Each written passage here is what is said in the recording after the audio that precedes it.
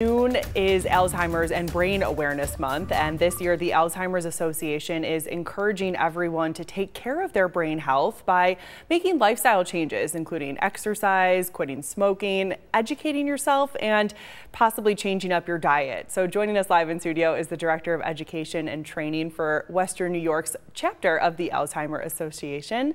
That's Andrea Cook. Thanks so much for being here today. Thanks for having me. And we'll start off with this being June and this being the month to raise awareness for Alzheimer's and brain health. Where do we stand right now in terms of current trends and statistics? Sure. So we know that there's a huge percentage of the population, the baby boomers, entering kind of the prime period of life where we see folks developing Alzheimer's disease and other forms of dementia. So because of that, the number of people with this diagnosis is growing. There's around 7 million Americans currently experiencing the disease.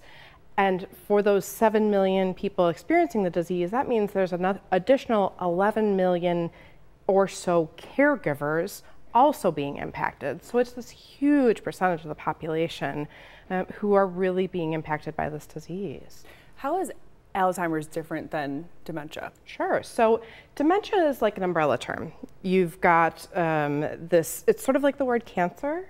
So the word cancer, under that umbrella of cancer, there's many different diseases that look a little bit different from one another and take hold in different parts of the body. Same goes with dementia, the umbrella, and then Alzheimer's is a specific disease under that umbrella, the most common of the dementia-causing illnesses. But overarching, dementia means there's some sort of brain disease that's changing a person's thinking abilities. With Alzheimer's, what we see first is that short-term memory loss.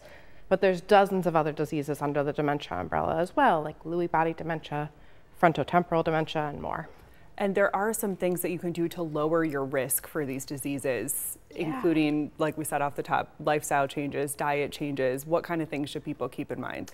So we're learning that up to 40% of cases of folks who have dementia may have that as a result of things that are theoretically within our control. And that is, keeping an eye on your diet, practicing kind of a Mediterranean style diet, lean meats, vegetable oils as opposed to butter or lard, lots of dark green leafy vegetables, nuts, berries, things like that. Getting regular cardiovascular exercise. Keeping your mind active, so doing things that challenge your brain, watching the news and keeping up on current events, for example. And then also just being socially active, being around people, being in conversations regularly, and just keeping yourself up and moving, getting off the couch and keeping yourself active. Interesting to think, because so many of those things we always talk about in terms of heart health. But brain health too, there's benefits there. You hit the nail on the head, yeah. So the heart and the brain are really closely connected. 25% of the blood from every heartbeat goes straight to the brain.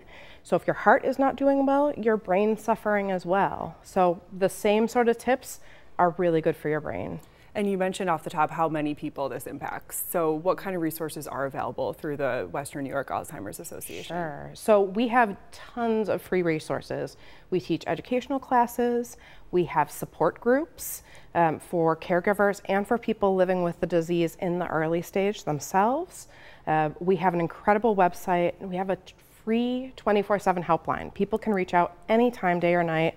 No question is too big or small. We can provide referrals for different service providers and just talk you through a tough time, even if that's 3 o'clock in the morning on Christmas Eve. There's always someone there to talk. That really makes a difference. What about testing resources? Sure. So we can certainly provide referrals to local providers. We're fortunate here in Buffalo to have quite a few neurologists. That's often who does the diagnosing.